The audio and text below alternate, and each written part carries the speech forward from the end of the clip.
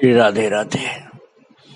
भक्तों, भगवान के बहुत तरह के पार्षद होते हैं जो उनकी सेवा के कार्य को बहुत सावधानी के साथ प्रभु की इच्छा अनुसार किया करते हैं। भगवान नारायण के पार्षद आपने सुना, ये जय विजय, विश्वक्सेन, गरुण जी, हनुमान जी। शिव जी के पार्षद बहुत से होते हैं, उसमें भूत प्रेत भी होते हैं। ऐसे ही भगवान बद्रीनाथ जी के पार्षदों में बहुत से होते हैं। उसमें महाराज घंटाकर्ण भी हैं और नर नारायण के बहुत से पार्षद। इसी तरह से जगन्नाथ भगवान के जो पार्षद हैं, उन पार्षदों में बेताल भी पार्षद हैं और उनको जगन्नाथ भगवान की कृपा से बहुत शक्ति प्राप्त है और जैसे चाहते हैं प्रभु ऐसा ही सेवा कार्य वो लोग करते रहते हैं। और भगवत कृपा से मैं आपको सुना रहा था भक्त श्री रघुनाथ जी की चरितावली, जिसमें मैंने आपको बतलाया था कि रघुनाथ भक्त जिसको जाना है कलावतीपुर, अभी है जगन्नाथपुरी में, रास्ता 1 महीने का और 10 दिन के पहले पहुंचना उसको। और चिंतित होकर के भगवान का ध्यान करते करते, विनती करते करते, ध्यान करते करते सो गया और अपने सेवक की व्यथा देख करके भगवान को खुद व्यथा सी हो गई। इसलिए अपने पार्षद को बुलाकर, बेताल जो था उनका पार्षद, उसको कहा, जाओ, शीघ्र जाओ और सिंह द्वार पर मेरा भक्त रघु सो रहा है, रघुनाथ, उसको ले जाकर के कलावतीपुर में गंगाधर कर्ण के घर के सामने रखाओ। भक्तों, ये कलावतीपुर इनकी ससुराल थी और गंगाधर कर्ण जो ससुराल में उनके ससुर थे। और रघुनाथ की पत्नी का दूसरा विवाह वो करना चाहते थे मंत्री पुत्र के साथ, और पत्नी ने अपनी रक्षा के लिए पति को पुकार लगाई थी और पति यही थे रघुनाथ जी, इसलिए इनको पहुंचना वहां। तो बेताल ने वहां पहुंचा दिया इनको सोते सोते। और जब धूप लगी, सूर्योदय हो गया, शरीर के ऊपर धूप आई तो जगे, तो देखा कि तो कोई नया स्थान है। मैं सोया तो था जगन्नाथपुरी में, जग रहा हूं और कहीं। तो पता किया तो वो वही कलावतीपुर ही था जहां उनको जाना था, वहीं पहुंच गए, सोते सोते पहुंच गए। और विवाह के बाद वे आज तक ससुराल कभी गए नहीं थे। यही कारण था कि वो स्थान को पहचान ही नहीं पाए। लोगों से पूछा, क्योंकि पहचान नहीं पाए तो पूछना ही पड़ा। तो आश्चर्य में पड़ गए कि कलावतीपुर में ही है वो। तो समझ गए कि भगवान की लीला है, भगवान ने उनको पहुंचाया है। ऐसे पहुंचाया कि सोते सोते बिना किसी श्रम के ही पहुंच गए। और सामने की ऊंची अट्टालिका उनके ससुर की उन्होंने प्रत्यक्ष अपने आंखों के सामने देख लिया। अब जगन्नाथ की कृपा जब समझ में आई तो उनके नेत्रों में प्रेम के आंसू आ गए, कृतज्ञता के आंसू आ गए, रोमांच हो गया शरीर में। भक्ति के कारण भगवान को वहीं से दंडवत करने लगे। और जब उनकी ससुराल में उनको किसी उनके पत्नी के भाई अर्थात साले ने उनको देखा तो तुरंत घर में जाकर के कहा। अब ये समाचार सुनने पर सबके ऊपर अलग अलग प्रतिक्रिया हुई उसकी। अन्नपूर्णा जो थी रघुनाथ जी की पत्नी, उसके तो आनंद की सीमा नहीं कि मेरे पतिदेव आ गए, अब मेरे साथ अत्याचार नहीं होगा, दूसरा विवाह नहीं होने पाएगा। लेकिन घर के और लोग जो थे उनकी तो वो हालत हुई जैसे कोई सांप सूंघ गया उनको, और उनके लिए एक विकट समस्या खड़ी हो गई, जिसका उन्होंने मुख तक न देखने का निश्चय किया था, उसे समाज में लज्जित होने से बचने के लिए दिखावटी आदर और स्नेह के साथ घर के भीतर ले जाना पड़ा। क्योंकि दामाद अब सामने आया है तो क्या करें, दिखावटी प्रेम दिखावटी आदर करना पड़ा, क्योंकि वो तो दूसरे के साथ शादी करना चाहते हैं, तो दिखावटी प्रेम करना पड़ा उनको। और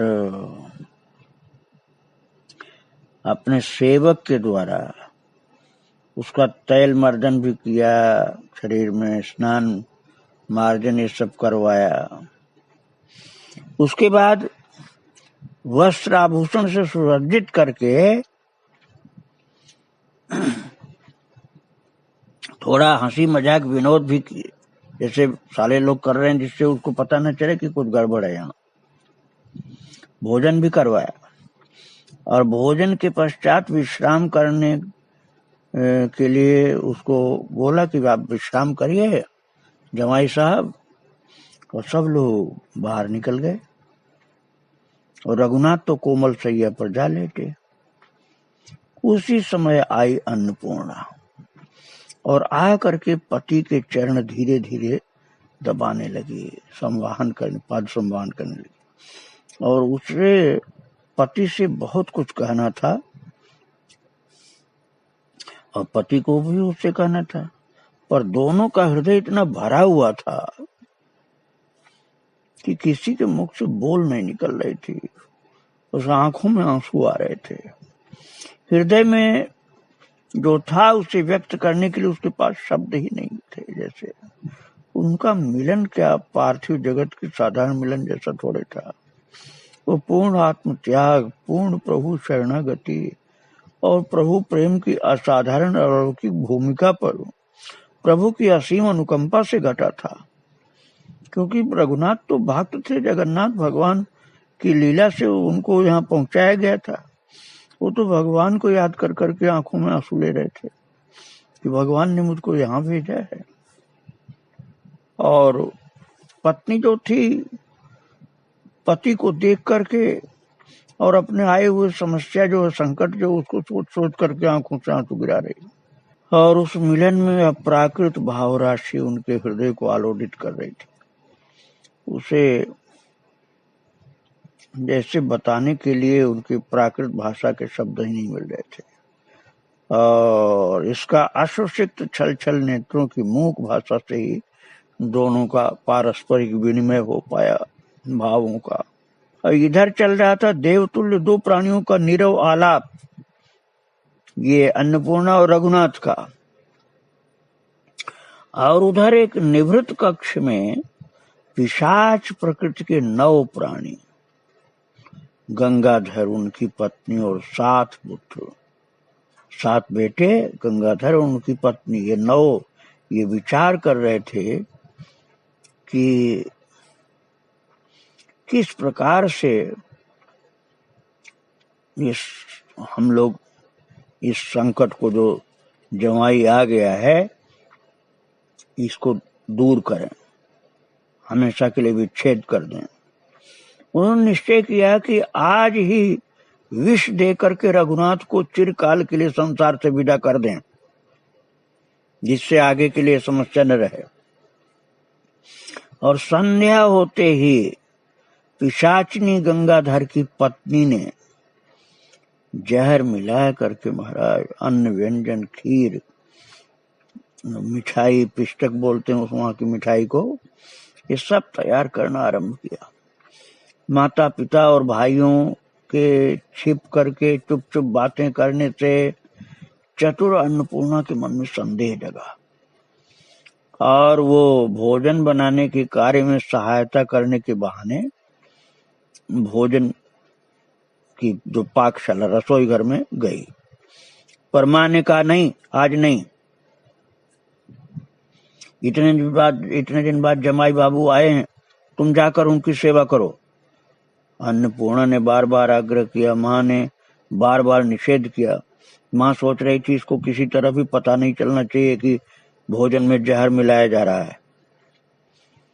तो जब बार बार मना किया कि नहीं तुम नहीं भोजन बनाने में लगोगी, तब अन्नपूर्णा को संदेह और ज्यादा हो गया और गहरी चिंता से उसका हृदय कांपने लगा।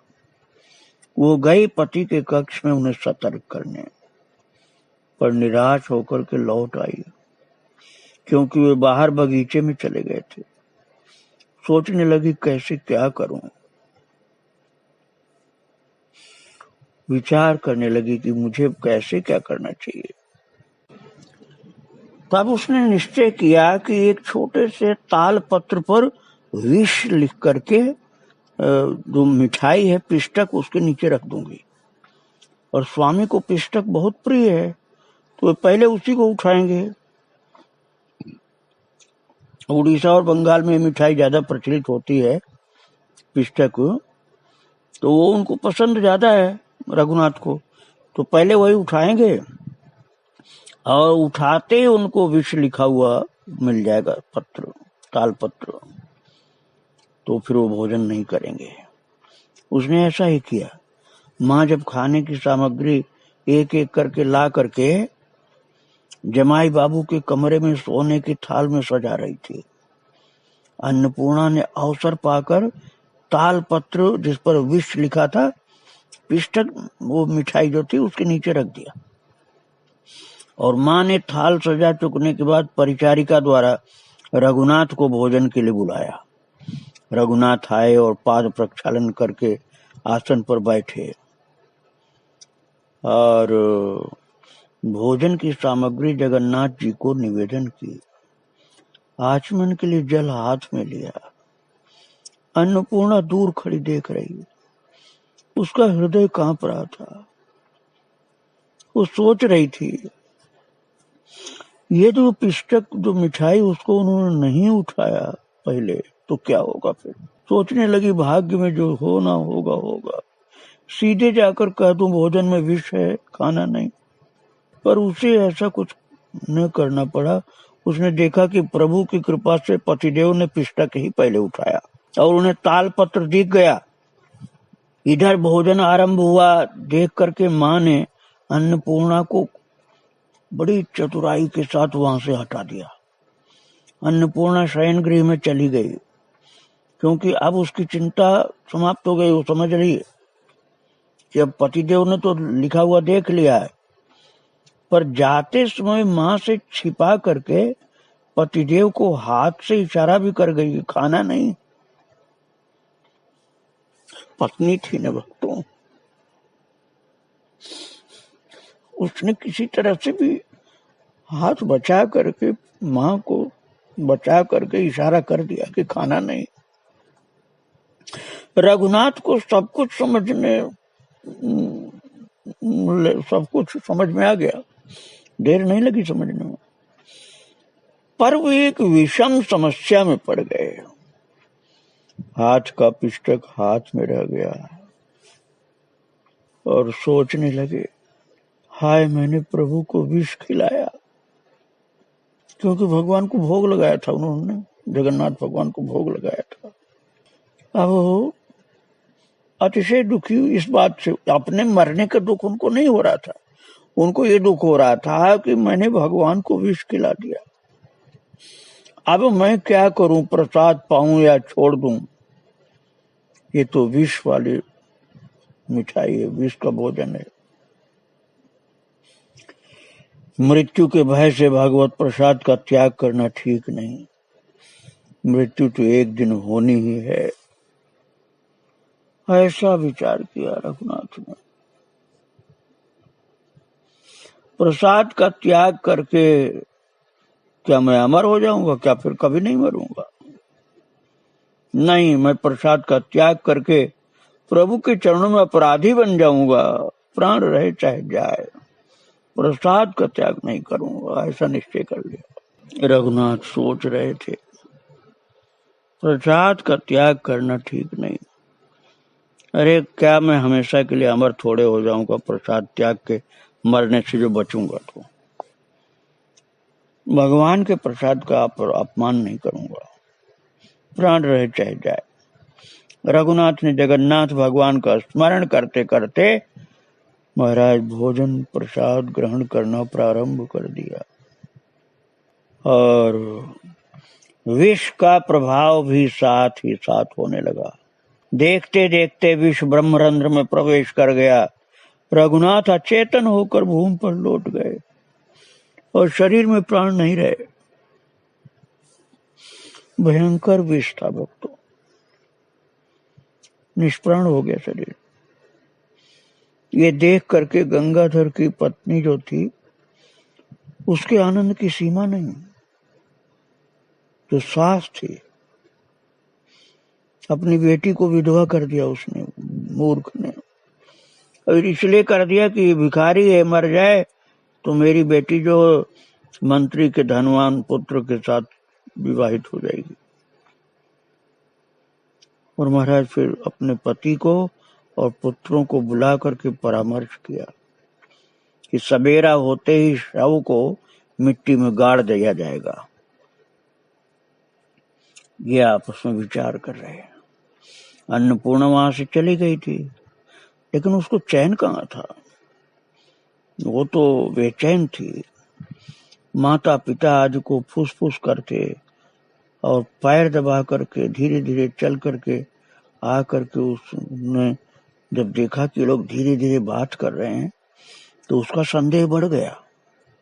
जब सब चले गए तो शयन गृह से बाहर आई और धीरे धीरे भोजन घर में गई और जल जल करके बुझने को होते हुए जो दीपक था उसके हल्के से रोशनी में, क्योंकि दीपक बुझने वाला था तो रोशनी बहुत हल्की थी, तो उसके मंद प्रकाश में देखा कि उसके जीवन धन जीवन रहित अवस्था में भोजन के आसन पर लुढ़क गए और देखते ही अन्नपूर्णा मूर्छित होकर गिर पड़ी। और मूर्छा भंग होने पर अपने भीतर और बाहर छाए निबिड़ अंधकार को देख करके लगे प्राण खोल करके प्रभु को पुकारने, भगवान का नाम ले लेकर के पुकारने लगी प्रभु को। भक्तों कहते हैं कि भेरी का निनाद 1 योजन तक जाता है, वज्र की ध्वनि 12 योजन तक जाती है, पर भक्त की पुकार मुहूर्त भर में विश्व व्योम भेद करके भगवत धाम पहुंच जाती है। अन्नपूर्णा की पुकार भी क्षण भर में भगवान के रत्न सिंहासन से जा टकराए। भगवान का हृदय उस पुकार की टीस को सहन नहीं कर सका। वे भागे आए कलावतीपुर। अन्नपूर्णा ने अकस्मात अपने हृदय के भीतर और बाहर अंधकार में महाराज फूटता हुआ एक दिव्य नील आलोक देखा। और दूसरे क्षण देखा कि प्राणपति श्री हरि उसके पति को गोद में लेकर के उसके सर्वांग में हस्त कमल फेरते हुए प्रभु प्रकट होकर कह रहे हैं, मेरे प्यारे रघुनाथ उठ, देख मैं आ गया, तू कब तक पड़ा सोता रहेगा। अन्नपूर्णा ने दर्शन प्राप्त किया। भक्तों, जो अपने पति की भक्ति करती थी और पति भगवान का सच्चा भक्त था, उसको प्रत्यक्ष प्रभु का दर्शन मिला है। वो देख रही है कि भगवान उसके पति को गोद में लेकर के उसके शरीर पर हाथ फेर रहे हैं। अपना हस्त कमल फेरते हुए प्रभु कह रहे हैं, मेरे प्यारे रघुनाथ उठ, देख मैं आ गया, तू कब तक पड़ा सोता रहेगा। और रघुनाथ जैसे सोते से उठ बैठे और साथ ही वो आलोक भी अंतर्हित हो गया। अन्नपूर्णा अंधकार में और कुछ न देख सकी। अब आगे दीपक की लौ बुझती बुझती सी हो गई और ठाकुर जी भी अंतर्धान हो गए। लेकिन उसके हृदय में नील आलोक जो था भगवान के प्राकट्य का, वो भी हृदय में बना रहा उसके, अन्नपूर्णा के। और वो उस भगवदी आलोक को लेकर के एक दिव्य भाव में डगमग करती जा करके लेटी अपनी शैया पर और खो गई उसी मधुर प्रीति भरी हुई आनंद की अवस्था में, और भगवान की पवित्र झांकी को याद करती हुई सो गई। भक्तों, रघुनाथ को तो भगवान ने जीवित कर दिया था ना। अब वो घोर निद्रा से जैसे उठे हों, ऐसे जैसे नींद से कोई जगा हो, ऐसे वो इधर उधर देख रहे हैं। सोचने लगे मैं आनंद निद्रा में डूबा था, किसने निद्रा भंग कर दी। और थोड़ी देर में जाग गई पूर्व स्मृति, अरे मुझे तो विष दिया गया था, मैं विष की ज्वाला में छटपट करता हुआ मरणासन्न पड़ा था, और किसने मेरी व्यथा हर ली, मुझे संजीवनी सुधा पिलाकर फिर से जीवन दान किसने दिया। सोच रहे हैं भक्तों, वो दर्शन तो पत्नी को मिला था, उसका संकट भी भगवान ने दूर किया और पति का भी संकट दूर किया। सोच रहे हैं कि इस भगवान के अलावा, भगवान श्री हरि के अलावा किसी का काम नहीं हो सकता। जो मुझे क्षण भर में जगन्नाथपुरी से यहाँ पहुंचाए थे, वही मुझे मरने के बाद फिर से दिला दिए। हाँ प्रभु, तुम्हारी इस अधम पर इतनी कृपा, इतनी करुणा। ये सोच सोच कर रघुनाथ के नेत्रों से प्रेम की अधिकता के कारण आंसू की धार बह चली। आओ हम सब लोग भी भगवान की कृपा का अनुभव करते हुए, भक्त वत्सलता को याद करते हुए प्रभु को प्रणाम करें। आगे का चरित्र में फिर आपको सुनाऊंगा। श्री राधे राधे, जय श्री राधे।